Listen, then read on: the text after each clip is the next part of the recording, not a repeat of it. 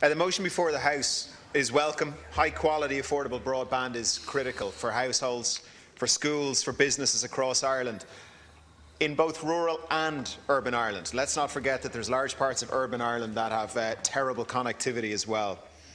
The National Broadband Plan is flawed in a number of very important ways, but it is nonetheless an ambitious plan and will put Ireland on the map in terms of digital connectivity. Now, the Minister is right to compare this to the electrification of rural Ireland in terms of the transformational effect it can have. It is a significant amount of public investment. It will cover about 900,000 homes and drive the availability of broadband in Ireland for the next 25 years and more. But with this in mind, Minister, we must ensure that the fundamentals are right, and I would suggest to you that several of the fundamentals you're suggesting are far from right. First of all, the minimum speeds are far too low.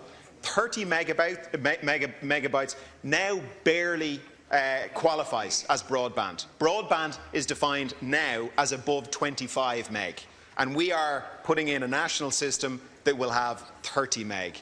It needs to be at least 100 meg, and arguably a lot more than that. We need, Minister, to see much more emphasis on consistency of speed. So many businesses cannot afford the frequent disconnection that occurs. There's a company in Wicklow I'm aware of that has a connection that is so unstable that they courier their data to Dublin on discs rather than using the network for it.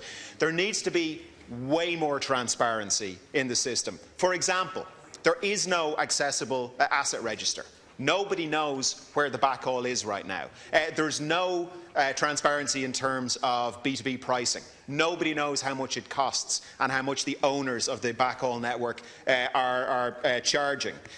There's no accurate mapping of broadband speeds. We have nonsense figures from the providers. I set up a project in Wicklow where we measured them, and there was no comparison between what the service providers were telling the department they were paying for and what was actually being received. And there's very little consumer representation in Comreg.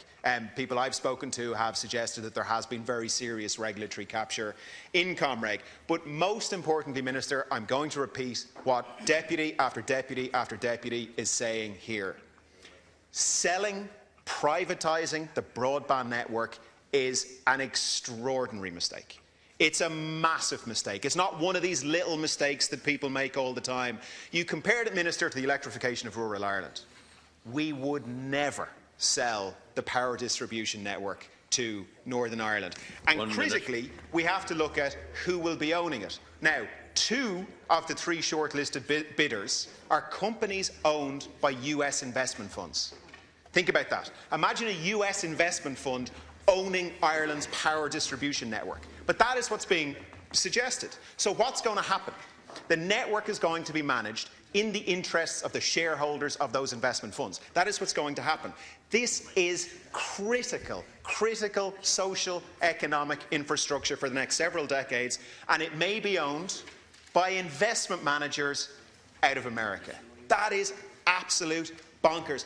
It's exactly the kind of thing that happened with Eircom. There was underinvestment. Now we're in this situation. Minister, I would implore you to go back to Cabinet and say, if it costs the state an extra £1 billion over 25 years, thank you, we'll take it, we'll happily pay it. And Minister, if the only other reason is because we'd have to wait an extra 6 to 12 months over a 25-year programme, that's absolutely fine. Let's take it. Let's own the thing at the end of the time. Thank you.